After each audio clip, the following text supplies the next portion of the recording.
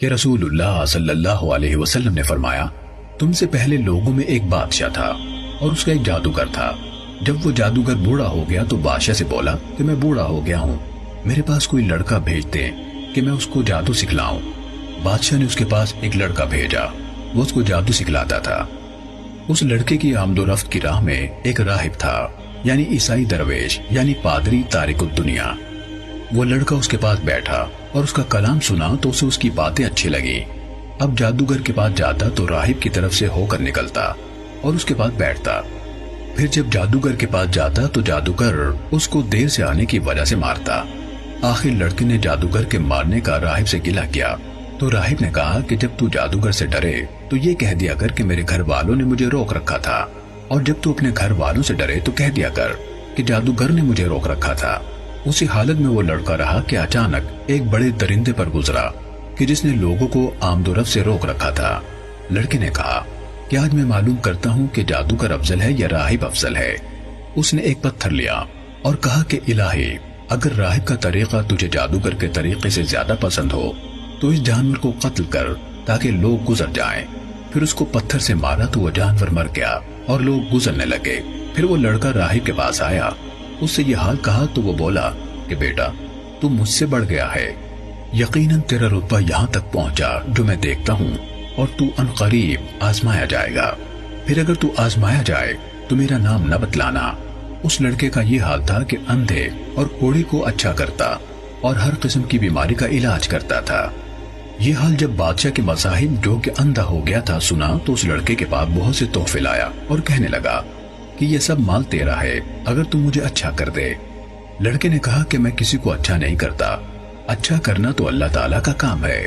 اگر تو اللہ پر ایمان لائے تو میں اللہ سے دعا کروں گا تو وہ تجھے اچھا کر دے گا۔ وہ وزیر اللہ پر ایمان لایا تو اللہ نے اس کو اچھا کر دیا۔ وہ بادشاہ کے پاس گیا اور اس کے پاس بیٹھا جیسا کہ بیٹھا کرتا تھا۔ بادشاہ نے کہا کہ تیری آنکھیں کس نے روشن کی؟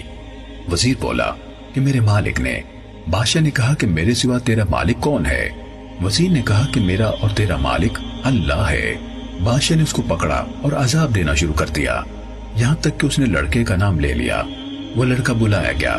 بادشاہ نے اسے کہا کہ اے بیٹے، تو جادو میں اس درجے پر پہنچا کہ اندھے اور کوڑی کو اچھا کرتا ہے اور بڑے بڑے کام کرتا ہے۔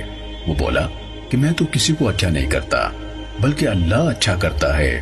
بادشاہ نے اس کو پکڑا اور مارتا رہا، یہاں تک کہ اس نے راہب کا نام بتلایا۔ راہب پکڑ لیا گیا، اس سے کہا گیا کہ اپنے دین سے پھر جا۔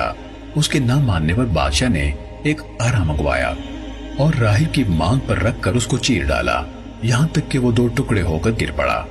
پھر وہ وزیر بلایا گیا، اس سے کہا گیا کہ تو اپنے دین سے پھر جا۔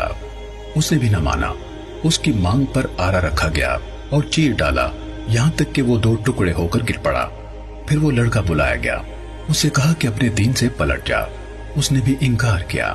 بادشاہ نے اس کو اپنے چند ساتھیوں کے حوالے کیا اور کہا کہ اس کو فلاں پہاڑ پر لے جا کر چوٹی پر چڑھاؤ۔ جب تم چوٹی پر پہنچو تو اس لڑکے سے پوچھو، اگر وہ اپنے دین سے پھر جائے تو خیر، نہیں تو اس کو دھکیل دو۔ وہ اس کو لے گئے اور پہاڑ پر چڑھایا۔ لڑکے نے دعا کی کہ الہی، جس طرح تو چاہے مجھے ان کے شر سے بچا۔ پہاڑ ہلا اور وہ لوگ گر پڑے۔ وہ لڑکا بادشاہ کے پاس چلا آیا۔ بادشاہ نے پوچھا کہ تیرے ساتھی کہاں گئے؟ اس نے کہا کہ اللہ نے مجھے ان کے شر سے بچا لیا۔ پھر بادشاہ نے اس کو اپنے چند ساتھیوں کے حوالے کیا اور کہا کہ اس کو ایک کشتی میں دریا کے اندر لے جاؤ، اگر اپنے دین سے پھر جائے تو خیر، ورنہ اس کو دریا میں دھکیل دینا۔ وہ لوگ اس کو لے گئے۔ لڑکے نے کہا کہ الہی، تو مجھے جس طرح چاہے ان کے شر سے بچا لے۔ وہ کشتی اوندھی ہو گئی اور لڑکے کے سوا سب ساتھی ڈوب گئے، اور لڑکا زندہ بچ کر بادشاہ کے پاس آ گیا۔ بادشاہ نے اس سے پوچھا کہ تیرے ساتھی کہاں گئے؟ وہ بولا کہ اللہ تعالیٰ نے مجھے ان کے شر سے بچا لیا۔ پھر لڑکے نے بادشاہ سے کہا کہ تم مجھے اس وقت تک نہ مار سکے گا جب تک کہ جو طریقہ میں بتلاؤں وہ نہ کرے۔ بادشاہ نے کہا کہ وہ کیا؟ اس نے کہا کہ تو سب لوگوں کو ایک میدان میں جمع کر کے مجھے ایک لکڑی پر سولی دے، پھر میرے ترکش سے ایک تیر لے کر کمان کے اندر رکھ، پھر کہے کہ اس اللہ کے نام سے مارتا ہوں جو اس لڑکے کا مالک ہے، پھر تیر مار۔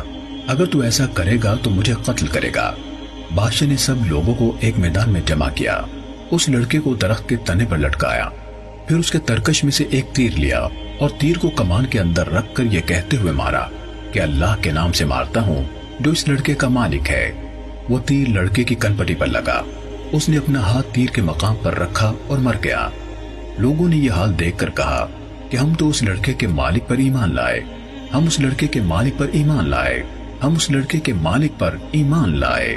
کسی نے بادشاہ سے کہا کہ اللہ کی قسم، جس سے تو ڈرتا تھا وہی ہوا، یعنی لوگ ایمان لے آئے۔ بادشاہ نے راستوں کے نالوں پر خندقیں کھودنے کا حکم دیا، پھر خندقیں کھودی گئیں اور ان میں خوب آگ بھڑکائی گئی، اور کہا کہ جو شخص اس دین سے یعنی لڑکے کے دین سے نہ پھرے اسے ان خندقوں میں دھکیل دو، یا اسے کہا جائے کہ ان خندقوں میں گرے۔ لوگوں نے ایسا ہی کیا، یہاں تک کہ ایک عورت آئی جس کے ساتھ اس کا بچہ بھی تھا۔ اس عورت نے آگ میں گرنے سے تردد کیا تو بچے نے کہا کہ اے ماں صبر کر، تو سچے دین پر ہے۔ صحیح مسلم حدیث نمبر 7511۔